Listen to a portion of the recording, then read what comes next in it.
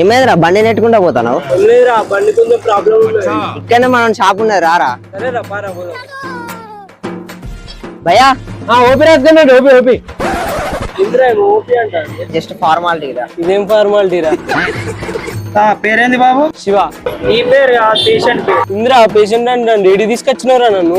అరే నువ్వు ఆగురా. Honda shine 125. Honda shine 125. Age అరే ఏజ్ ఏందిరా? బండి కొని ఎన్ని సంవత్సరాలు అవుతుందిరా? 7 years అవుతుంది. ఉన్నా 7 years. 7 years. ఓకే తీసుకో పండగ చేసుకో. చెప్పండి రిసిప్ట్ అని.